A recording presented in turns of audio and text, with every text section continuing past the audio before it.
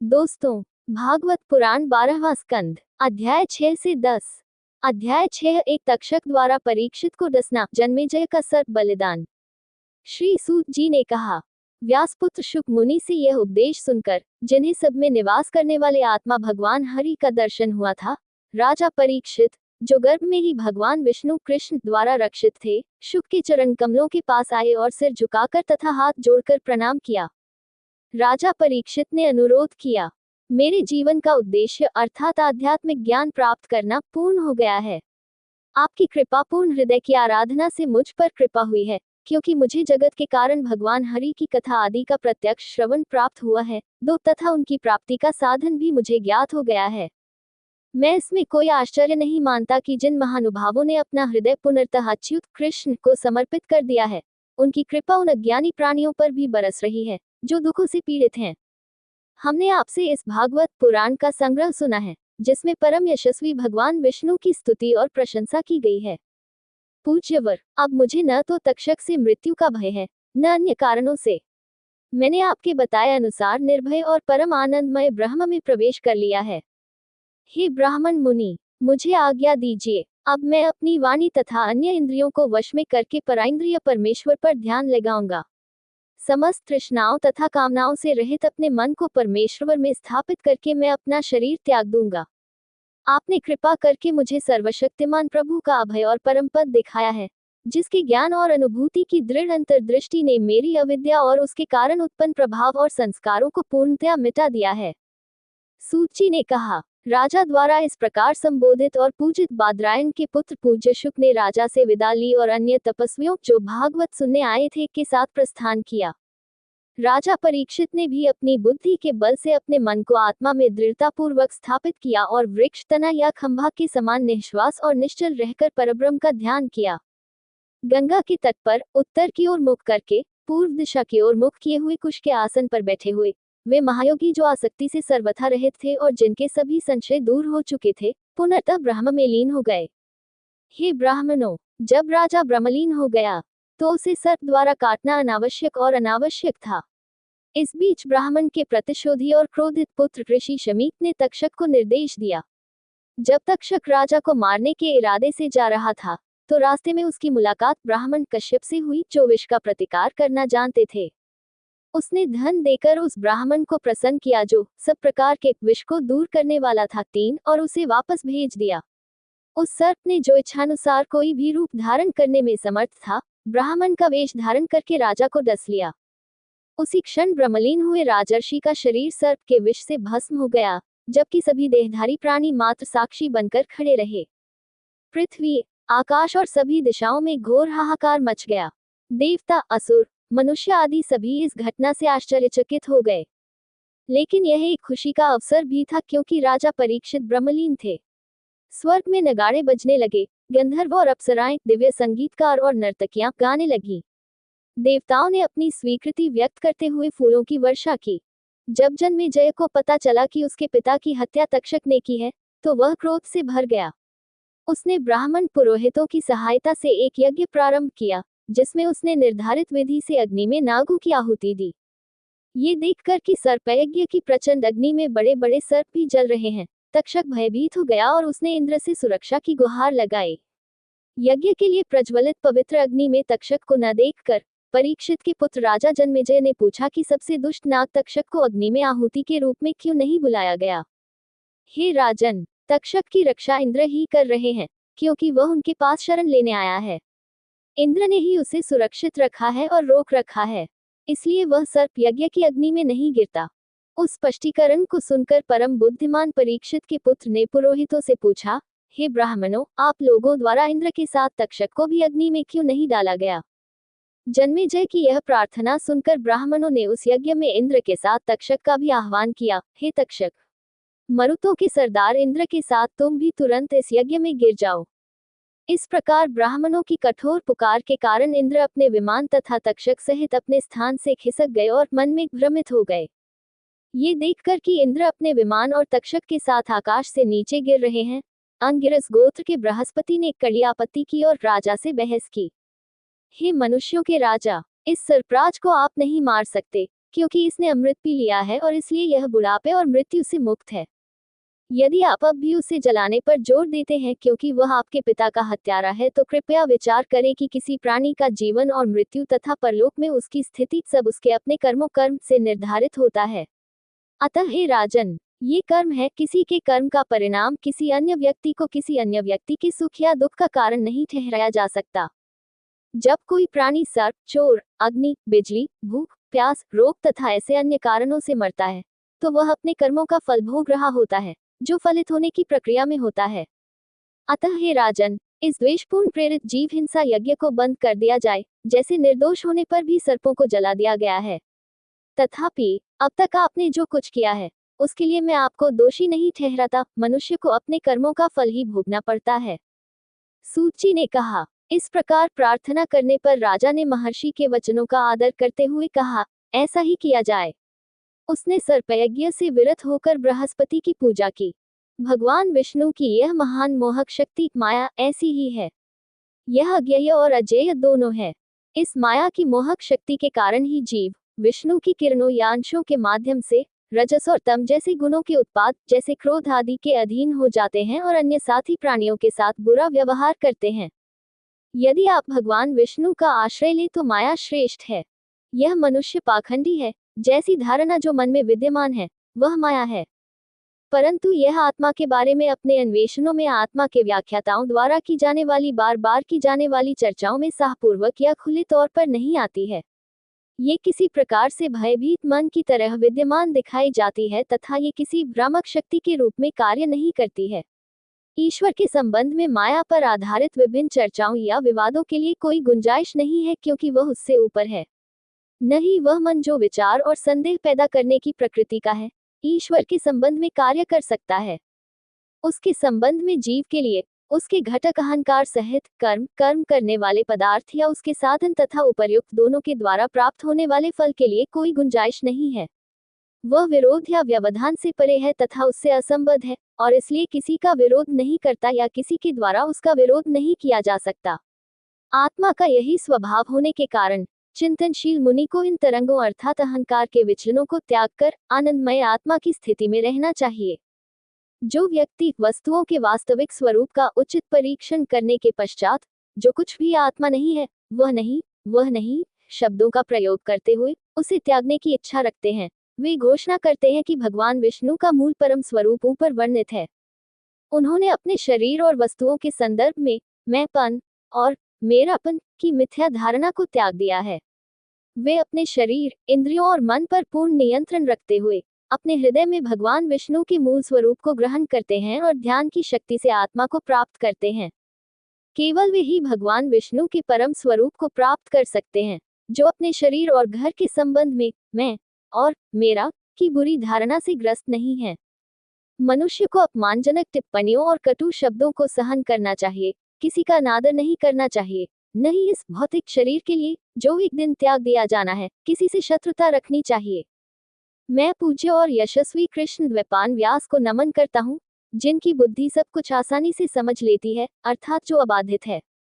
उनके चरणों का ध्यान करके ही मैंने श्रीमद् भागवत का ये संकलन सीखा है। अध्याय 6 वेदों का विभिन्न शाखाओं में वर्गीकरण। शौनक ने कहा, कृपया हमें ये बताने की कृपा करें कि व्यास जी के शिष्य पहलादि महापुरुषों जैसे वैशंपायन, जैमिनी, सुमंतो और शुक ने वेदों को कितनी शाखाओं या संप्रदायों में विभाजित किया था। सूत ने कहा, जब सृष्टि में सर्वोच्च स्थान पर विराजमान भगवान ब्रह्मा जी शांत मन से ध्यान कर रहे थे, तब उनके हृदय के आकाश शून्य से एक ध्वनि उत्पन्न हुई। वही ध्वनि तब भी सुनाई देती है जब श्रवणेंद्रिय का कार्य बंद हो जाता है। उस नाद पर ध्यान लगाने से हे ऋषि, योगी जन अधिभूत, अध्यात्म और अधिदैव के कारण उत्पन्न मन की सारी अशुद्धियों को मिटा देते हैं। 2 और संसार अर्थात वह अवस्था जहां से वापस नहीं आया जा सकता से मुक्ति प्राप्त करते हैं। उस नाद से 3 मात्राओं अ, ओ, म से युक्त पवित्र अक्षर ओम उत्पन्न हुआ, जिसका स्रोत प्रकट है 3 तथा जो स्वयं ही हृदय में प्रकाशित होता है, अर्थात हृदय में प्रकट होता है। वह ओम उस महिमावान ब्रह्म परमात्मा का विशेष सूचक है। वह भगवान ब्रह्मा अप्रकट अक्षर ओम को तब भी सुनता है जब श्रवणेंद्रिय काम करना बंद कर देती है, जैसे जब कान बंद हो जाते हैं, और जिसका ज्ञान तब भी अप्रभावित रहता है जब सभी इंद्रियां कार्य रहित हो जाती हैं, जैसे समाधि में या गहरी नींद में। ये वह पवित्र अक्षर ओम है जो परमात्मा से विकसित होकर हृदय की गुहा में प्रकट श्रव्यक होता है और वेद नामक महान वाणी उत्पन्न करता है। ये प्रणव या ओम सीधे और व्यापक रूप से सर्वोच्च आत्मा परमात्मा को व्यक्त करता है, जो स्वयं ब्रह्म है, जो इसका स्रोत है। ये सभी मंत्रों, वेदों और उपनिषदों का शाश्वत बीज है। यह अर्थात ओम 3 ध्वनियों से बना है। आ और अन्य अर्थात ओ और म, हे भृगु वंश के सबसे प्रमुख सदस्य हैं। इन ध्वनियों अ, ओ और म में अलग अलग सत्ताओं के त्रिगुण बीज समाहित हैं, अर्थात गुण प्रकृति के तरीके, अर्थात सत्व, रजस और तम नाम वेद ऋग, सामन और ययु पदार्थ भू, पृथ्वी, भुव, आकाश और वायु क्षेत्र स्वर्ग और चेतना की अवस्थाएं, जागृति, स्वप्न और गहरी नींद। उपर्युक्त 3 अक्षरों में से यशस्वी कमल जनित भगवान ब्रह्मा ने अर्थ स्वरों य, व, र, ल, आकांक्षी श, श, स, ह स्वर व्यंजन अर्थात कंठस्थ, तालु, मस्तिष्क, दंत और ओष्ठ्य, लघु, दीर्घ और पूर्ववर्ती उच्चारण या ध्वनि मापों से युक्त वर्णमाला विकसित की। इन ध्वनियों वर्णमाला के अक्षरों की सहायता से ब्रह्मा ने अपने 4 मुखों से व्याहृतियों भूः, भुवः, स्वः तथा पवित्र अक्षर ओम सहित 4 वेदों को व्यक्त किया। उनका उद्देश्य पुरोहितों के कर्तव्यों को निर्धारित करना था, अर्थात होता, अध्वर्यु, उद्गाता तथा ब्रह्मा जो यज्ञ का संचालन करते हैं। उन्होंने अपने पुत्रों जैसे मरीचि और अन्य को वेदों की शिक्षा दी, जो ब्राह्मण ऋषि थे, और उन्हें वैदिक उच्चारण और स्वर में निपुण बनाया। वे धर्म के प्रवर्तक बन गए और उन्होंने अपने पुत्रों को भी यही सिखाया। चारों युगों के दौरान ये वेद पीढ़ी दर पीढ़ी अपने शिष्यों द्वारा सौंपे गए, जो व्रतों के पालन में सख्त थे। इन वेदों को द्वापर युग की शुरुआत में महान ऋषियों द्वारा पुनर्व्यवस्थित किया गया था। जब ब्राह्मण मुनियों ने देखा कि मनुष्य की आयु घटती जा रही है, उसकी ऊर्जा कम होती जा रही है तथा बौद्धिक क्षमता भी कम होती जा रही है, तब उन्होंने अपने हृदय में विराजमान भगवान विष्णु के आदेशानुसार वेदों को पुनः व्यवस्थित किया। हे मुनि, इस वैवस्वत मनवंतर में भी ब्रह्मा, शूद्र आदि अनेक लोकों के शासकों ने धर्म के मार्ग की रक्षा के लिए जगत के रक्षक तेजो में प्रभु से प्रार्थना की थी। उनकी प्रार्थनाओं का अनुकूल उत्तर देते हुए सर्वशक्तिमान भगवान सत्व की एक किरण कण से, जो माया का ही एक अंश है, पराशर और सत्यवती के पुत्र के रूप में अवतरित हुए।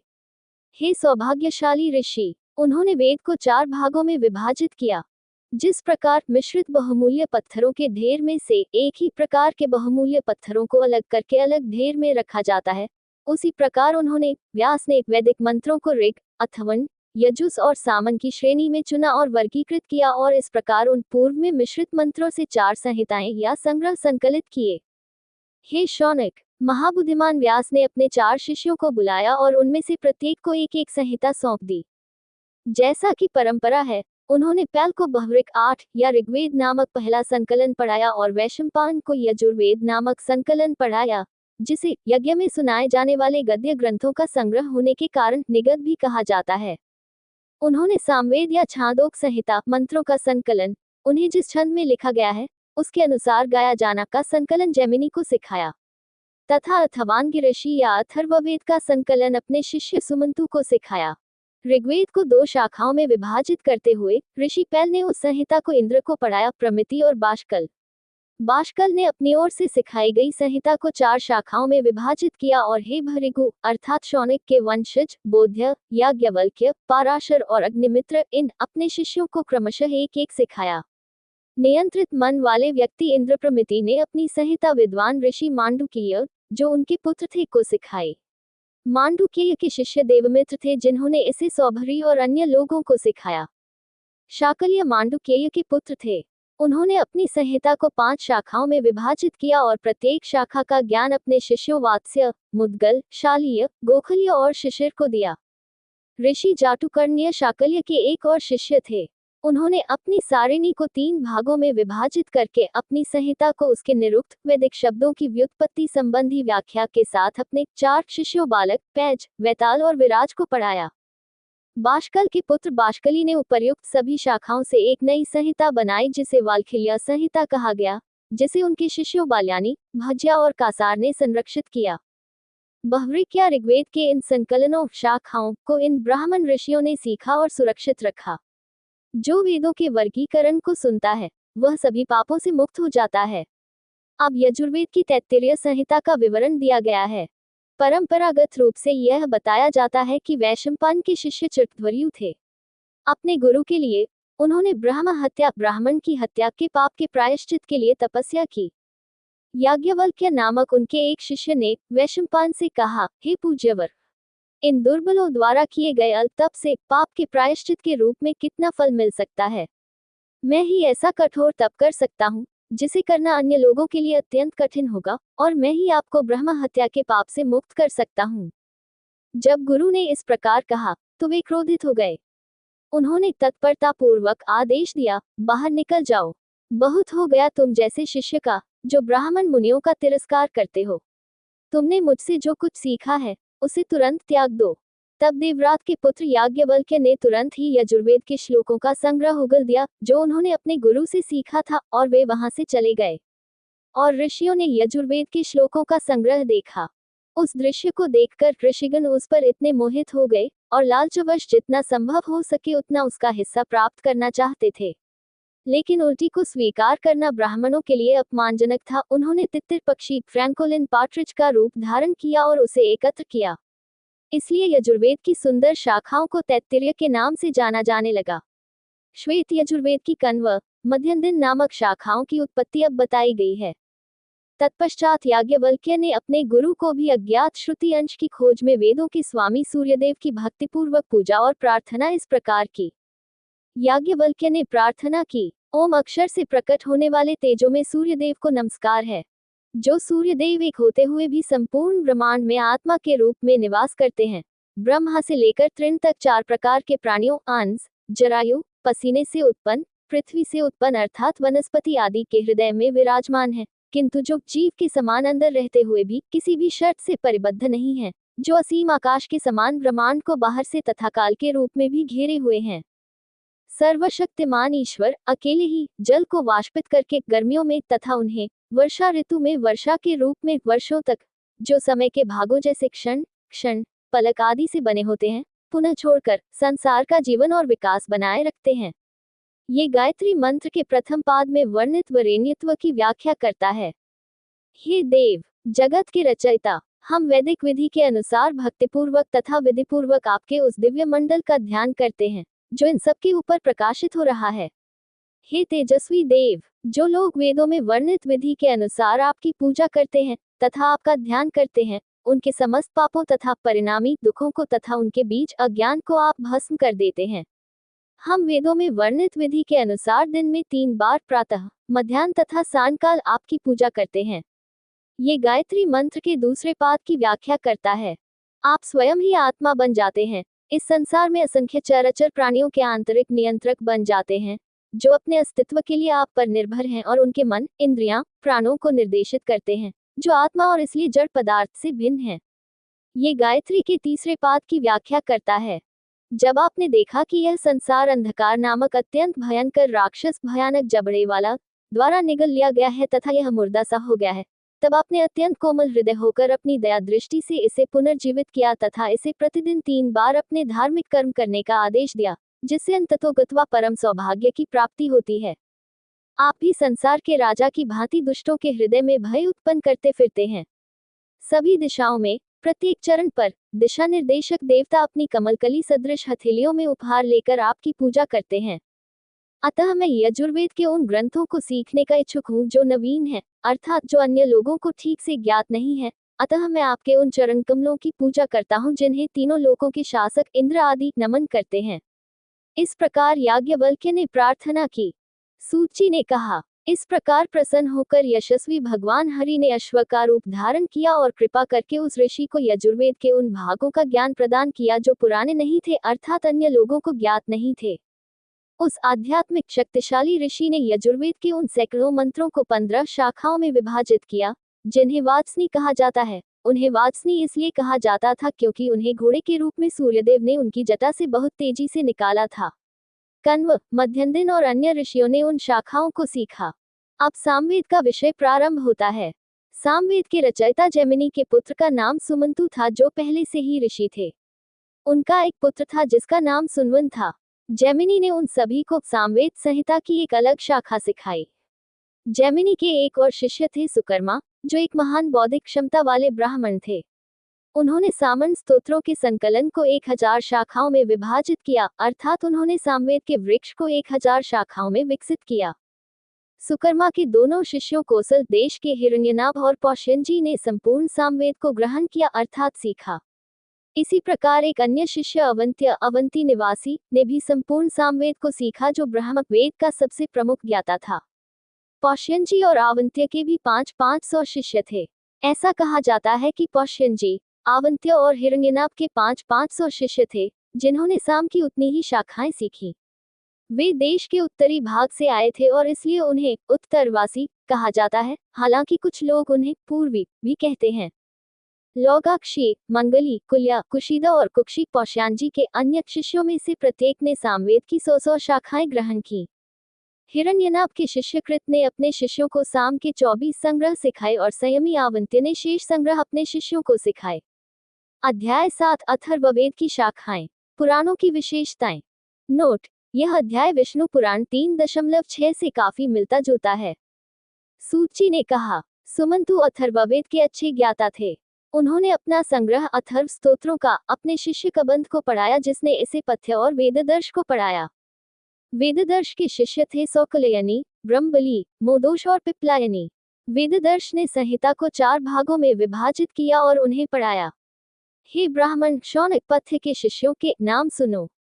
कुमुद, शुनक और अथर्ववेद के विशेषज्ञ ज्ञाता जाजली पथ्य के शिष्य थे, जिन्होंने संहिता को 3 भागों में विभाजित किया और उन्हें पढ़ाया। शुनक अंगिरस के परिवार में पैदा हुए के 2 शिष्य थे, बब्रू और सेंधवायन। उन्होंने अथर्व के 2 संग्रहों का अध्ययन किया। उनके शिष्यों सावर्णीय और अन्य ने भी अपनी बारी में उसी का अध्ययन किया। नक्षत्र कल्प, शांति कल्प, कश्यप, अंगिरस और अन्य अथर्ववेद के शिक्षक थे। हे शौनक, अब पौराणिक विद्या के शिक्षकों के नाम सुनो। त्रयारुणी, कश्यप, सावर्णी, अकृतवर्ण, वैशंपन और हारित, ये 6 पारंपरिक रूप से पुराणों के शिक्षक के रूप में जाने जाते हैं। इन शिक्षकों ने मेरे पिता रोमहर्षण से मौखिक परंपरा के माध्यम से एक पुराण संग्रह सीखा, जो व्यास के शिष्य थे, जबकि मैंने उनमें से प्रत्येक का शिष्य होने के नाते उन सभी को सीखा। मैं, कश्यप, सावर्णी और परशुराम के शिष्य अकृतवर्ण, हम चारों ने व्यास के शिष्य से पुराण के मूल 4 संग्रह सीखे। अब ब्राह्मण मुनियों द्वारा वेदों और शास्त्रों के अनुसार वर्णित पुराणों के लक्षण बुद्धिमानी पूर्वक ध्यानपूर्वक सुनो। जो लोग पौराणिक विद्या के विशेषज्ञ हैं, वे घोषित करते हैं कि एक पुराण निम्नलिखित 10 विशेषताओं या विषयों से प्रतिष्ठित होता है: सूक्ष्म रचना, सर्ग, स्थूल रचना, विसर्ग, पोषण, वृत्ति, 4 ब्रह्मांड की रक्षा, 5 कारण या कर्मों की वासना, हेतु, 6 मनु के काल अंतर अर्थात मनवंतर, 7 राजाओं के राजवंश वंश, 8 भगवान और राजवंशीय राजाओं के कर्म वंशानुचरित, 9 भौतिक विनाश संस्था, 10 अंतिम आधार या परम वास्तविकता अपाश्रय। हे ब्राह्मण, शौनक, कुछ लोग कहते हैं कि पुराणों में 5 विशेषताएं होती हैं जो महान और लघु पुराणों में अंतर करती हैं। सर्ग, सूक्ष्म सृष्टि में अव्यक्त प्रकृति के 3 गुणों के संतुलन में हलचल और गड़बड़ी से महत्व, ब्रह्मांडीय बुद्धि का सिद्धांत का विकास जैसे विषय शामिल हैं, जो 3 प्रकार के अहंकार विशेष गुण के प्रभुत्व के अनुसार वैकारिक या सात्विक, राजस और तामस प्रकार के विकास की ओर ले जाता है, जिसके विकास सूक्ष्म तत्व, भूत, इंद्रियां और उनके विषय अर्थात स्थूल तत्व और इंद्रियों पर शासन करने वाले देवता हैं। विसर्ग, स्थूल सृजन, स्थूल चल तथा अचल प्रकृति की रचना है, जो महत तथा अन्य तत्वों से उत्पन्न सामूहिक प्रभाव से उत्पन्न होती है, जो परम पुरुष द्वारा सृजन की क्षमता से युक्त है तथा जीवों के पूर्व कर्मों के प्रभाव से प्रभावित होकर बीज से बीज की निरंतरता के रूप में विकसित होती है। अचल सृष्टि जैसे अन्न, फल, मूल और चल सृष्टि के कुछ उत्पाद भी चल सृष्टि के पोषण का निर्माण करते हैं, और मनुष्यों के मामले में पोषण उनकी प्रकृति, इच्छा और शास्त्रीय आदेशों द्वारा निर्धारित होता है। पृथ्वी ही चल प्राणियों की वास्तविक सहायक पोषण है, जैसा कि 5वें स्कंद में वर्णित है। रक्षा या ब्रह्मांड की रक्षा में भगवान विष्णु के अवतार और क्रियाएं, कारनामे आदि शामिल हैं, जो युग युग में मानवेतर प्राणियों जैसे वराह अवतार, मनुष्यों जैसे परशुराम, राम, ऋषियों जैसे कपिल और देवताओं के बीच प्रकट होते हैं, और तीनों वेदों के विरोधियों जैसे राक्षसों का विनाश करते हैं। मनवंतर, मनु काल वह काल है जिसकी अध्यक्षता विशेष मनु, जैसे वर्तमान में वैवस्वत मनु, देवताओं का समूह, मनु के पुत्र इंद्र, 7 ऋषि और हरि के अवतार करते हैं। इस प्रकार एक मनवंतर की विशेषता उपरोक्त 6 विशेषताओं से होती है। वंश जाति भगवान ब्रह्मा से उत्पन्न शुद्ध कुलीन राजाओं की वंशावली या जाति है जो समय के तीनों भागों अर्थात भूत, वर्तमान और भविष्य में जारी रही। वंशानुचरित इन राजाओं और उनके वंशजों का इतिहास है। माया द्वारा रचित जगत का नाश 4 प्रकार का होता है। 1 सामयिक या किसी विशेष कारण से होने वाला, 2 प्राकृतिक, 3 नित्य और 4 निरपेक्ष। इस नाश को ऋषियों ने संस्थिता कहा है। हेतु कारण ब्रह्मांड की प्रेरक शक्ति या कारण जीव व्यक्तिगत आत्मा है। वह ज्ञान या अज्ञान के प्रभाव में कर्मों का करता है। जो लोग उसके चेतन या आध्यात्मिक पहलू पर जोर देते हैं, उनके दृष्टिकोण से वह अपने कर्मों के शेषफलों का भोगता है, जबकि जो लोग उपाधि वातानुकूलित अस्तित्व पहलू पर जोर देते हैं, उनके दृष्टिकोण से वह सृष्टि से पहले अव्यक्त यानी नाम और रूप से रहित है। अपाश्रय अंतिम आधार या परम वास्तविकता ब्रह्म है। यह माया द्वारा किए जाने वाले कार्यों का साक्षी के रूप में उपस्थित रहता है। जैसे जीव की 3 अवस्थाओं अर्थात विश्व, तेजस और प्रज्ञा में जागृत, स्वप्न और स्वप्नरहित गहन निद्रा में और समाधि की तरह उनसे सर्वथा भिन्न या पृथक भी होता है। जिस प्रकार मूल पदार्थ जैसे मिट्टी अपने उत्पादों से संबंधित और असंबंधित दोनों होता है, मिट्टी सभी मिट्टी से बनी चीजों में पाई जाती है और फिर भी वह उनसे अलग रहती है, या जैसे सत वास्तविक अस्तित्व नाम और रूप का आधार बनाता है, उसी प्रकार ब्रह्म सभी जीवों की उत्पत्ति से लेकर मृत्यु तक आधार के रूप में 9 अवस्थाओं से संबंधित है और उनसे भिन्न है। अपाश्रय पुराणों की इन विशेषताओं का सर्वोच्च लक्ष्य है।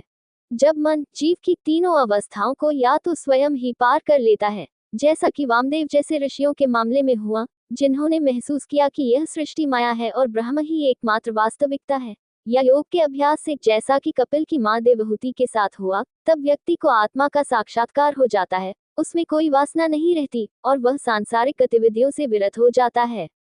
प्राचीन विद्या में पारंगत ऋषियों ने कहा है कि 18 पुराण, चाहे बड़े हो या छोटे, 10 लक्षणों से प्रतिष्ठित हैं। 18 पुराणों के नाम हैं: 1 ब्रह्मा, 2 पद्म, 3 विष्णु, 4 शिव, 5 लिंग, 6 गरुड़, 7 नारद, 8 भागवत, 9 अग्नि, 10 स्कंद, 11 भविष्य, 12 ब्रह्मवैवर्त, 13 मार्कंडेय, 14 वामन, 15 वराह, 16 मत्स्य, 17 कूर्म और 18 ब्रह्मांड। हे शौनक, इस प्रकार व्यास मुनि तथा उनके शिष्यों और शिष्यों के शिष्यों द्वारा वेदों के विभिन्न विभागों में वर्गीकरण का वृतांत तुमसे कहा गया है। इस वृतांत को सुनने से ब्रह्म की महिमा बढ़ती है। यदि इसे भक्तिपूर्वक तथा ध्यानपूर्वक सुना जाए तो श्रोताओं की। अध्याय 8 मार्कंडेय की तपस्या और भगवान नारायण की स्तुति। शौनक ने कहा, हे सूत, आप दीर्घायु हों। हे पुण्यात्मा, आप उन लोगों के लिए उचित मार्गदर्शक हैं जो अनंत अंधकार संसार में भटक रहे हैं तथा उन्हें इससे बाहर निकलने का मार्ग दिखाते हैं। आप सबसे श्रेष्ठ वक्ता हैं। हमें एक बात बताने की कृपा करें जिसे हम जानना चाहते हैं। लोग कहते हैं कि मृकंड के पुत्र ऋषि मार्कंडेय को बहुत लंबी आयु का वरदान प्राप्त है और वे तब भी जीवित रहे जब कल्प के अंत में आए प्रलय ने पूरे संसार को जलमग्न कर दिया था। परंपरा के अनुसार इसी कल्प में भृगु के प्रमुख वंशज हमारे कुल में जन्मे थे, और जहां तक हम जानते हैं, आज तक कोई प्रलय या सभी प्राणियों का विनाश नहीं हुआ है।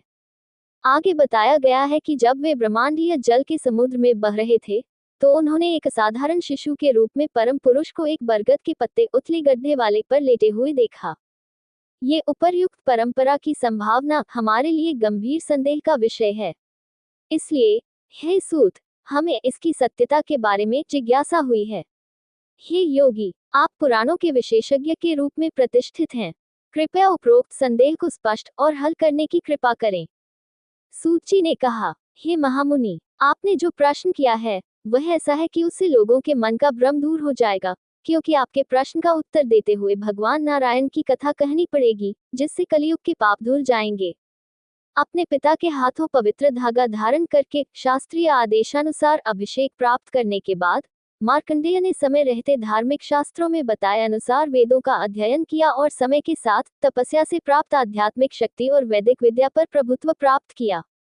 उन्होंने आजीवन ब्रह्मचर्य व्रत का पालन किया। वे शांत रहे क्योंकि उन्होंने अपनी वासनाओं को अपने वश में कर लिया था। वे अपने सिर पर जटाएं, छाल के वस्त्र, पवित्र धागा और कुश की कमरबंद पहनते थे। वे अपने हाथों में लौकी का जलपात्र और एक डंडा रखते थे। वे मृगचर्म पहनते थे, रुद्राक्ष और कुशा की माला धारण करते थे। अपने अनुशासित जीवन और गुणों की वृद्धि के लिए वे प्रातः और सायंकाल अग्नि, सूर्य, अपने गुरु, ब्राह्मणों और अपने भीतर स्थित हरि की पूजा करते थे। वह सुबह और शाम दोनों समय भिक्षा में प्राप्त भोजन को अपने गुरु को चुपचाप अर्पित कर देता था। यदि उसके गुरु द्वारा अनुमति दी जाती तो वह दिन में एक बार भोजन ग्रहण करता था, और यदि अनुमति न दी जाती, अप्रत्याशित अतिथि के आगमन आदि के कारण, तो उपवास रखता था। इस प्रकार तपस्या और वैदिक अध्ययन में लीन रहते हुए उन्होंने लाखों वर्षों तक भगवान हरि की आराधना में लगे रहे और अत्यंत कठिन मृत्यु पर विजय प्राप्त की। इस मृत्यु पर विजय से भगवान ब्रह्मा, भृगु, भगवान शिव, दक्ष और भगवान ब्रह्मा के अन्य पुत्र जैसे नारद और मनुष्य, देवता, पितरों और अन्य सभी प्राणियों को उनकी अद्भुत उपलब्धि पर बहुत आश्चर्य हुआ। कठोर तप, गहन वैदिक अध्ययन और आत्मसंयम से संपन्न होकर उन्होंने आजीवन ब्रह्मचर्य व्रत का पालन किया। उनके हृदय में स्थित सभी विचलित करने वाली वासनाएं नष्ट हो गईं। अपने मन को भीतर की ओर आकर्षित करके उस योगी ने अति इंद्रिय भगवान हरि का ध्यान किया। जब योगी महायोग के द्वारा अपने मन को परम पुरुष पर केंद्रित करने में लगा हुआ था, तब 6 मनवंतरों का लंबा काल व्यतीत हो गया। हे ब्राह्मण शौनक, ऐसा कहा जाता है कि जब वर्तमान 7वें मनवंतर में इंद्र को इस तपस्या के प्रदर्शन के बारे में पता चला, तो वे इससे घबरा गए और इसमें विघ्न उत्पन्न करना आरंभ कर दिया। अपनी तपस्या में बाधा डालने और स्वयं के पतन का कारण बनने के लिए उसने ऋषि के पास दिव्य संगीतज्ञों, दिव्य नर्तकियों, कामदेव प्रेम के देवता, वसंत ऋतु के अधिष्ठाता देवताओं और प्रेम उत्तेजक सुगंध फैलाने वाली मलाया पर्वत की मन पवन हौन को तथा राजस के पुत्रों या उत्पादक लोभ और अहंकार को भी नियुक्त किया।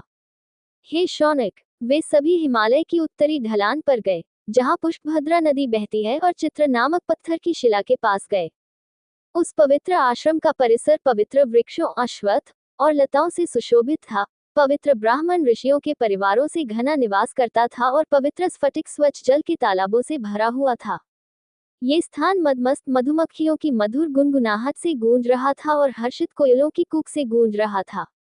यह मोरों के उल्लासमय नृत्य की जीवंत हरकतों और विभिन्न पक्षियों की खुशी में उड़ान अपनी खुशी प्रदर्शित करने से भरा हुआ था। पर्वतीय झरनों की शीतल फुहारों को साथ लेकर, सुगंधित फूलों से आलिंगित होकर और उनकी मधुर सुगंध बिखेरती हुई दक्षिण मलाया की हवा प्रवेश कर मंद मंद बहने लगी, जिससे मनुष्यों के हृदय में प्रेम की भावना जागृत हो गई।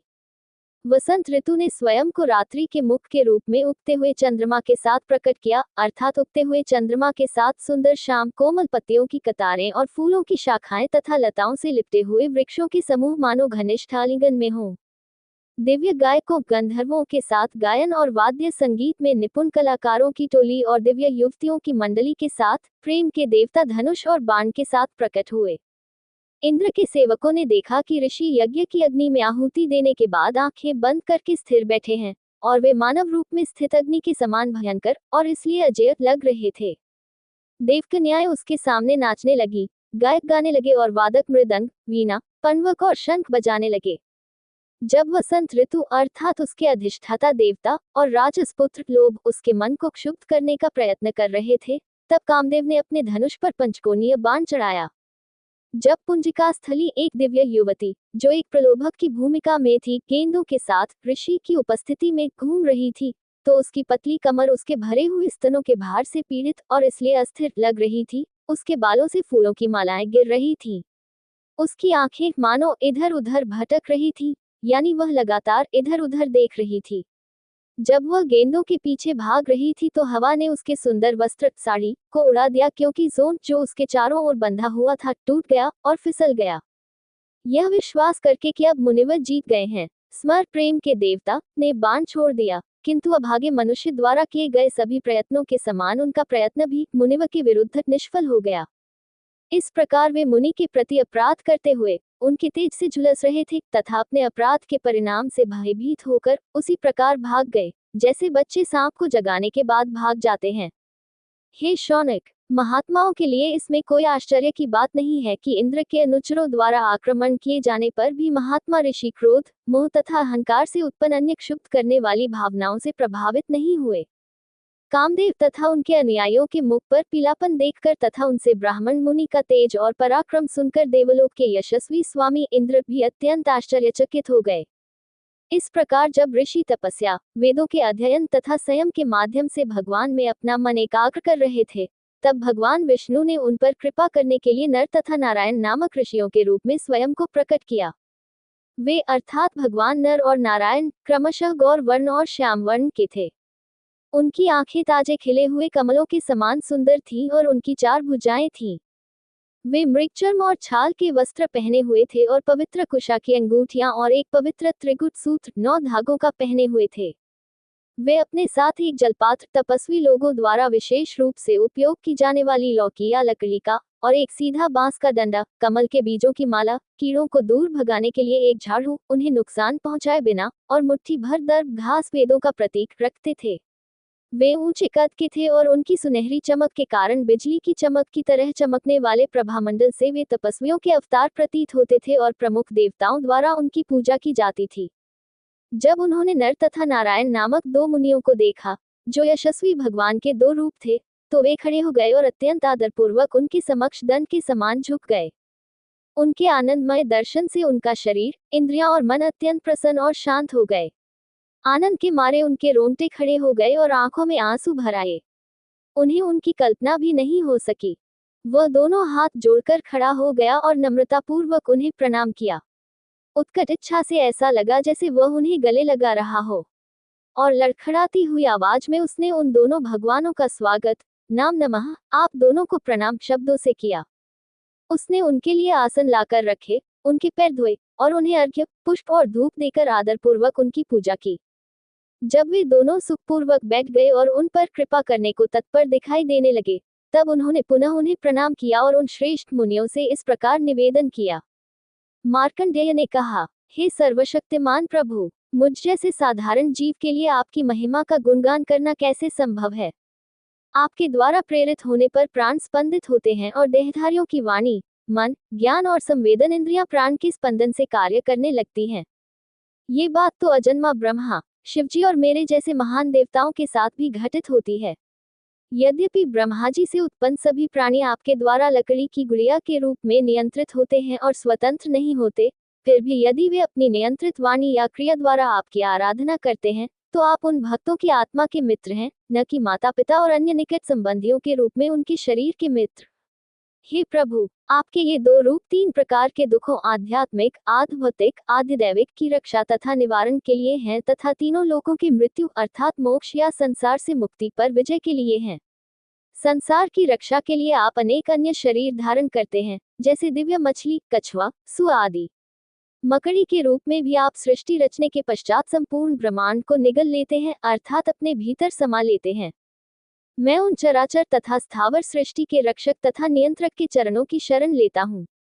जो व्यक्ति उनके भगवान के चरणों की स्थायी शरण लेता है, उसे कर्म, पुण्य और पाप गुण तथा उसके परिणाम स्वरूप उत्पन्न होने वाले काम, क्रोध आदि कषाय और काल तथा उपर्युक्त श्लोक में वर्णित दुख रूपी मैल नहीं लगती।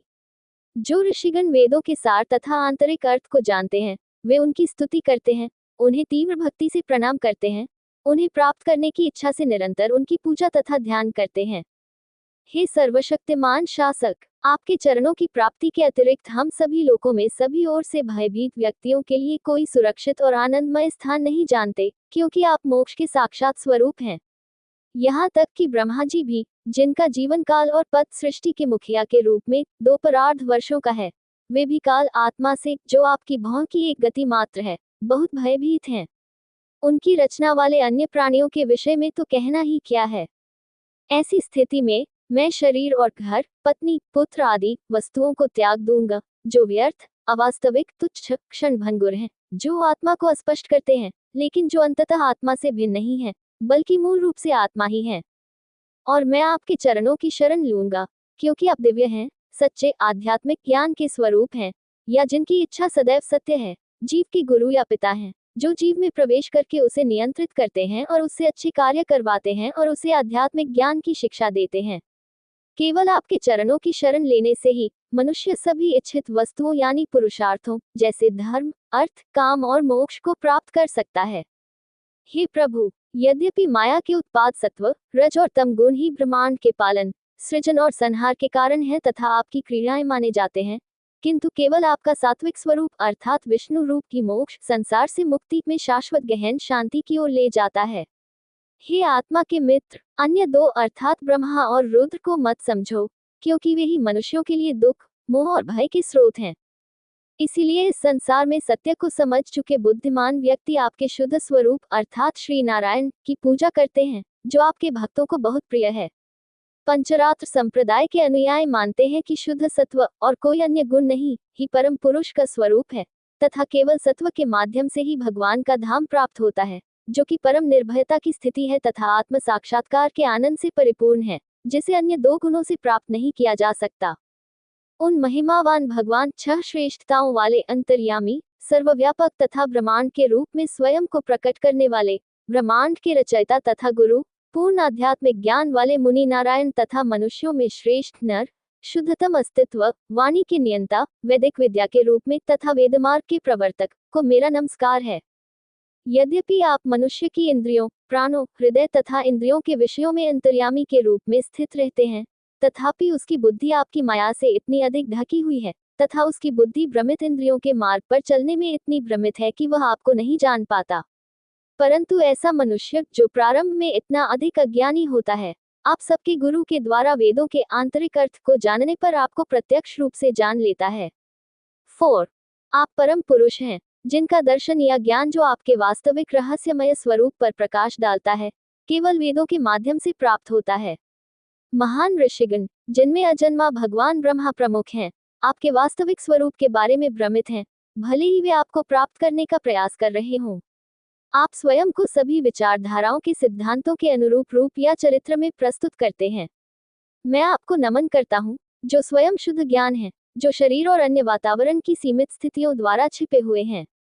अध्याय 9 भगवान अपनी माया प्रदर्शित करते हैं। सुता ने आगे कहा, जब बुद्धिमान ऋषि मार्कंडेय ने नर के मित्र तेजस्वी भगवान नारायण की इन शब्दों में स्तुति की, तब वे अत्यंत प्रसन्न हुए और भृगुवंशी से बोले। महिमावान प्रभु ने कहा, हे श्रेष्ठ ब्राह्मण मुनि, आपने अपने मन की एकाग्रता, मेरी अनन्य भक्ति, कठोर तपस्या, वेदों के अध्ययन और आत्मसंयम के द्वारा सिद्धत्व प्राप्त किया है। हम अर्थात सभी देवता आपके महान धनुष आजीवन ब्रह्मचर्य के पालन से आपसे बहुत प्रसन्न हैं। आप सुखी और समृद्ध रहें। मुझसे कोई भी वांछित वर स्वीकार करें, क्योंकि मैं वर देने में सक्षम लोगों का सर्वोच्च शासक हूँ। ऋषि मार्कंडेय ने उत्तर दिया, आपकी जय हो, हे ब्रह्मा, रुद्र जैसे देवताओं के शासक। आप उन लोगों के दुखों को दूर करने वाले हैं जो आपकी शरण में आते हैं। हे अविचल प्रभु, आपने मुझ पर कृपा करके स्वयं को प्रकट किया है, यही मेरे लिए सबसे बड़ा वरदान है और मेरे लिए यही काफी है। ब्रह्मा जैसे महान देवता भी अपने मन को योग के माध्यम से शुद्ध और परिपक्व करके आपके गौरवशाली चरण कमलों का मानसिक दर्शन करके अपने जीवन का उद्देश्य प्राप्त कर लेते हैं। उस परमेश्वर ने स्वयं को मेरी अनुभूति की सीमा में मेरी आंखों के सामने प्रकट किया है। हे कमल की पंखुड़ियों के समान सुंदर नेत्रों वाले प्रभु, मैं आपकी माया का दर्शन करना चाहता हूँ, जिससे मोहित होकर ब्रह्मा आदि लोकों के रक्षकों सहित ये जगत भेदभाव, देवता, अमानवीय, मनुष्य आदि अनुभव करता है, जबकि आप ही एकमात्र सत्य हैं, जिसका कोई दूसरा स्वरूप नहीं है और उस अनुभव का कोई आधार भी नहीं है। सूत जी ने कहा, हे शौनक मुनि, इस प्रकार मार्कंडेय मुनि द्वारा भक्तिपूर्वक स्तुति और पूजा किए जाने पर सर्वशक्तिमान भगवान ने आश्वासन दिया, हाँ, तुम इसे देखोगे, और मुस्कुराते हुए बद्री स्थित अपने आश्रम को लौट गए।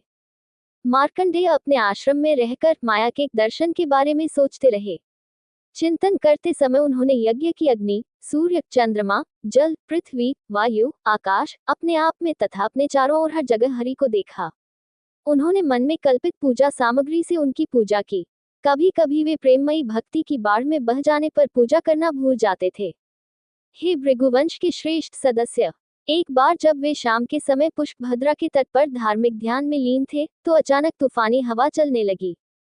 भयंकर गर्जना के साथ भयंकर बादल आकाश में छा गए। बिजली की चमक और गगनभेदी गड़गड़ाहट के साथ वे रथों की धुरियों के बराबर भारी वर्षा करने लगे। फिर उस भारी वर्षा के बाद चारों दिशाओं में समुद्र दिखाई देने लगा, जो उमड़ता हुआ पृथ्वी को अपने में समाता जा रहा था, और तूफानी हवाओं से ऊंची ऊंची लहरें, भयंकर मगरमच्छ और बड़े बड़े भावरे लेकर जोर जोर से गर्जना कर रहा था। जब मुनि ने देखा कि स्वयं उनके साथ साथ चतुर्विध प्राणी जगत जैसे स्तनधारी, वनस्पति, अंश भी आकाश से ऊंचे उठे हुए जल से, सूर्य की प्रचंड किरणों से, प्रचंड वायु के झोंकों से, बिजली की चमक से भीतर बाहर त्रस्त हो रहे हैं तथा संपूर्ण पृथ्वी जल में डूबी हुई है, तो वे अत्यंत व्याकुल हो गए और उनका हृदय भयभीत हो गया। वह देख ही रहा था कि पर्वतीय तरंगों के कारण भयानक दिखने वाला प्रचंड वायु से उछलता हुआ विशाल समुद्र प्रचंड बादलों से भर गया और पृथ्वी को डुबो दिया तथा महाद्वीपों, उपमहाद्वीपों और पर्वत श्रृंखलाओं सहित उसे जलमग्न कर दिया। पृथ्वी, आकाश, देवलोक, तारामंडल और ग्रहमंडल समेत सभी लोग, उनके निवासी और सभी दिशाएं उस जल प्रलय में डूब गए और खो गए। केवल ऋषि मार्कंडेय ही बचे। वे पागल, अंधे व्यक्ति की तरह अपनी जटाओं को बिखेरते हुए बहते रहे। भूख और प्यास से व्याकुल, मगरमच्छों और वेलों से परेशान, तूफानी हवाओं और लहरों से उछलते कूदते, अंतहीन अंधकार में लिपटे और थकान से व्याकुल ऋषि बहते चले गए और दिशाओं, आकाश या पृथ्वी को नहीं पहचान सके। कभी कभी वह बड़े भावर में गिर जाता था, कभी कभी वह लहरों से उछल जाता था, कभी कभी उसे जल जीवों द्वारा डस लिया जाता था जो उसे पकड़ने की कोशिश में एक दूसरे से लड़ते थे। कभी वह दुख से, कभी मोह से, कभी सुख से, कभी दुख से, कभी भय से, कभी ऐसा अनुभव करता कि वह मरने वाला है, कभी रोग और अन्य कष्टों से पीड़ित रहता। उसे ऐसा लगा कि उस जल प्रलय में बहते उतराते असंख्य अरबों अरबों वर्ष बीत गए और उसका मन आत्मा विष्णु की माया से सम्मोहित हो गया। जब वह जल प्रलय के जल में इधर उधर उछल रहा था और इस प्रकार भटक रहा था, तो उसकी दृष्टि पृथ्वी के एक शिखर पर जल के ऊपर फल और पत्तियों से सुशोभित एक युवा बरगद के वृक्ष पर पड़ी। उस वृक्ष की उत्तर पूर्वी शाखा पर तथा उसके पत्ते के अंदर उसने एक शिशु को देखा, जो अपने तेज से अंधकार को निगल रहा था। वह गहरे पन्ने के समान रंग का था, उसका मुख कमल के समान सुंदर था, उसकी गर्दन शंख के आकार की थी, छाती चौड़ी थी, नाक सुडौल थी और भौहें आकर्षक थीं। उसके घुंघराले बाल उसकी सांस के साथ इधर उधर हिल रहे थे, जिससे वह सुशोभित दिख रहा था। उसके शंख के समान सुंदर कान अनार के समान लाल फूलों या उसी आकार और रंग के कानों की बालियों से सुशोभित थे।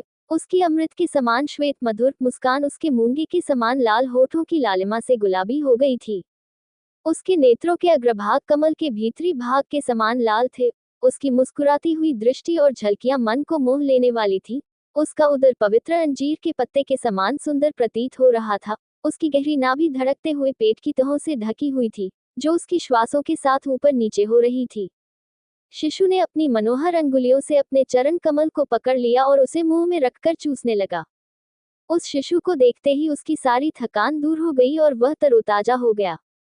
उसके हृदय और नेत्र रूपी कमल मानो आनंद से खिल उठे। आनंद के रोमांच से उसके रोंगटे खड़े हो गए। यद्यपि वह उस अद्भुत रूप अद्भुत शिशु को देखकर विस्मय से अभिभूत था, फिर भी उसने एक साहस करके शिशु के पास जाकर उससे पूछताछ की।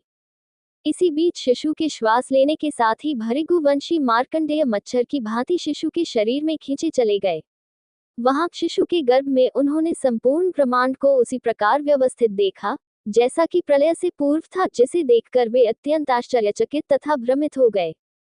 उसने आश्चर्य से उसमें आकाश, पृथ्वी, वायुमंडल, आकाशमंडल के समूह, पर्वत, समुद्र, महाद्वीप तथा उनके उपमहाद्वीप, दिशाएं, देवता और असुर, वन, देश, नदियां, नगर, खदाने, गांव, चरागाह, आश्रम, अपने अपने कर्तव्यों में लगे हुए लोगों के वर्ण आदि देखे। इसके अतिरिक्त उन्होंने वहां 5 स्थूल तत्वों, भूतों तथा उनके उत्पादों, काल तथा उसके विभिन्न विभागों, जैसे युगों, कल्पों तथा अन्य सभी वस्तुओं को देखा, जो जगत के कारण के रूप में कार्य कर सकती हैं। संक्षेप में, संपूर्ण ब्रह्मांड यहाँ इस प्रकार प्रकट हुआ, मानो वह एक वास्तविकता हो। उसने हिमालय पर्वत, उसी पुष्पवाह नदी, उसके तट पर अपना आश्रम तथा अपने पड़ोस में निवास करने वाले ऋषियों को भी देखा।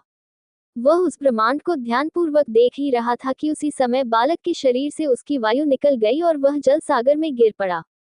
उसने एक बार फिर उस जलमग्न पृथ्वी के शिखर पर उगे हुए वट वृक्ष को तथा उस खोखले पत्ते पर लेटे हुए उस बालक को देखा, जिसे वह देख रहा था, तथा जिसकी अमृतमयी मधुर मुस्कान के साथ उसकी ओर एक और दृष्टि थी। तब अत्यंत थके हुए मार्कंडेय ने उस बालक को देखा, जो उनके नेत्रों के द्वारा प्रवेश करके उनके हृदय में दृढ़तापूर्वक विराजमान हो गया था। वे उसका आलिंगन करने लगे, जो अतीन्द्रियवान भगवान विष्णु ही थे। किंतु उसी क्षण वह शिशु, जो स्वयं भगवान विष्णु थे, जो सबके हृदय में निवास करने वाले योग के परम गुरु थे, ऋषि के मुख से उसी प्रकार अदृश्य हो गए, जैसे कोई अधर्मी अथवा अभागा व्यक्ति की इच्छा अथवा कार्य अदृश्य हो जाती है।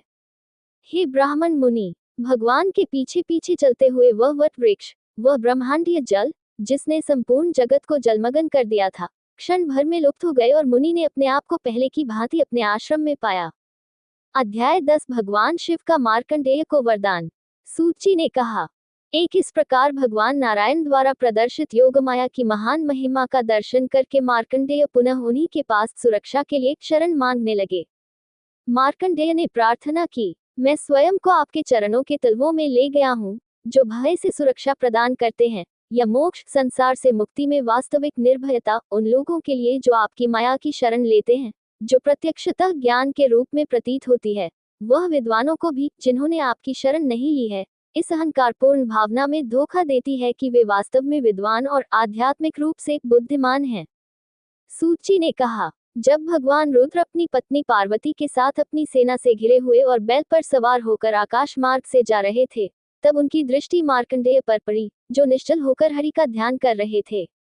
जब देवी उमा पार्वती ने ऋषि को देखा, तो उन्होंने भगवान शिव कैलाश पर्वत के स्वामी से अनुरोध किया, हे प्रभु, ब्राह्मण पर एक दृष्टि डालने की कृपा करें, देखें कि उसका शरीर, इंद्रियां और हृदय किस प्रकार पूरी तरह से नियंत्रित और अविचलित हैं, जैसे समुद्र, जल और अनेक जलचर जीव तूफानी हवा के थम जाने के बाद निश्चल हो गए हैं।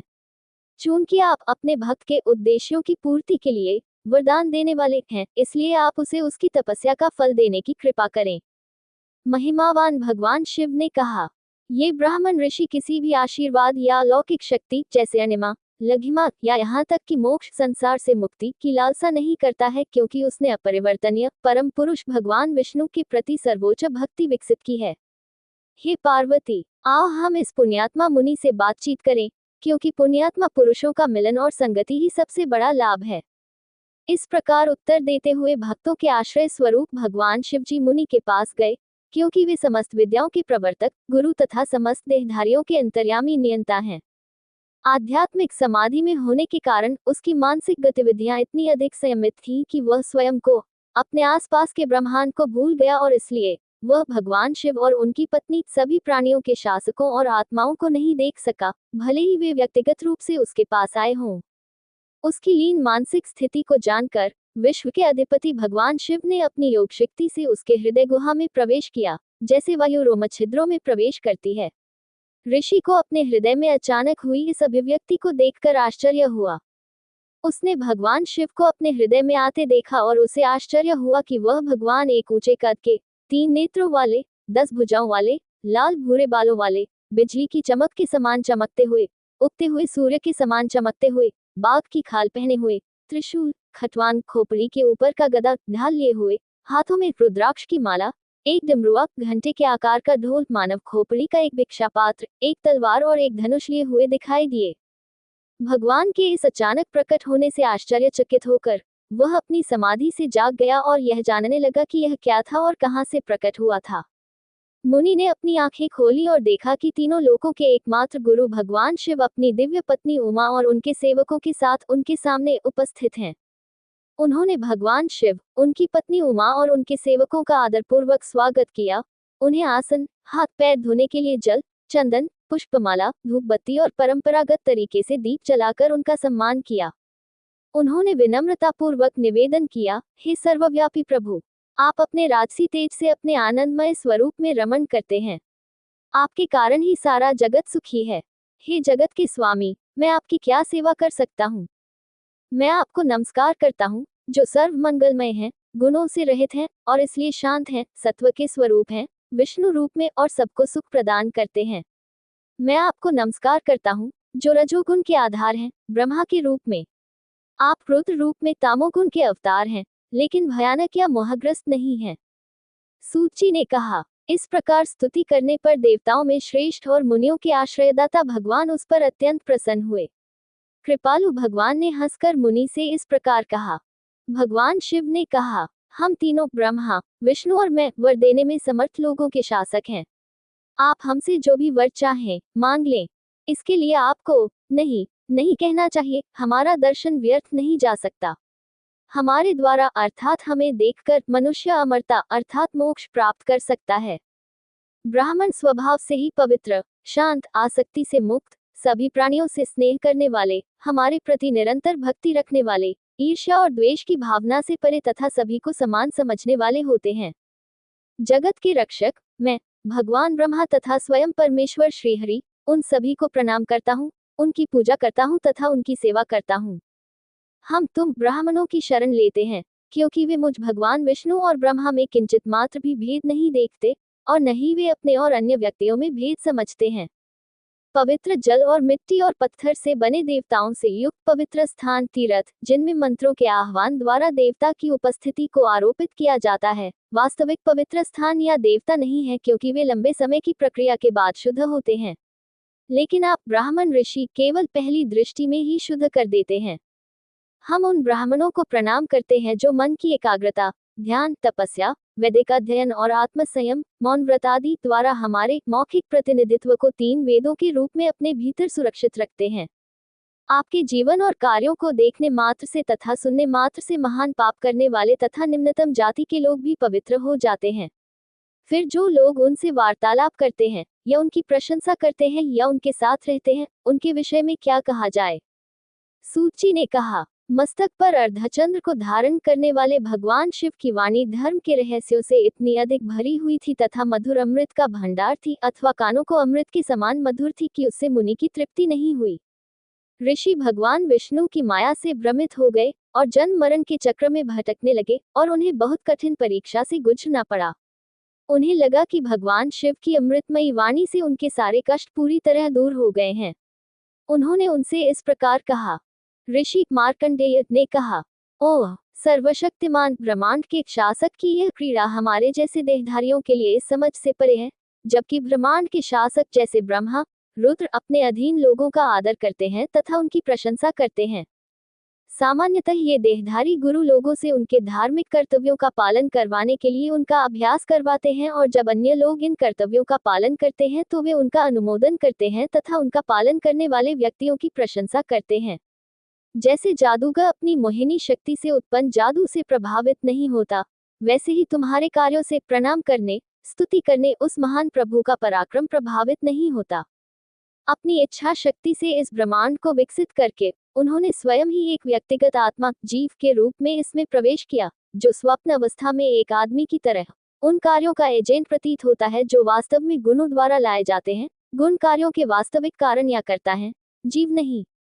उन महिमावान सर्वशक्तिमान भगवान शिव को नमस्कार है जो 3 गुणों से युक्त हैं, फिर भी उनके स्वामी या निर्देशक हैं। मैं उनको नमस्कार करता हूँ जो पूर्ण है, अद्वितीय हैं, जो इस जगत के गुरु या पिता हैं और स्वयं ब्रह्म स्वरूप हैं। मैं आपसे और क्या वरदान मांग सकता हूँ, क्योंकि आपके प्रत्यक्ष दर्शन ही स्वयं एक वरदान है, क्योंकि आपके दर्शन से मनुष्य को सभी आशीर्वाद प्राप्त होते हैं और उसकी सभी इच्छाएं पूरी होती हैं। किंतु मैं आपसे एक वर मांगता हूँ कि आप पूर्ण हैं और अपने भक्तों पर सभी इच्छित वस्तुएं बरसाते हैं। मैं भगवान अच्युत विष्णु के भक्तों के प्रति उनकी निरंतर भक्ति तथा आपके प्रति भी अनन्य भक्ति रखूं।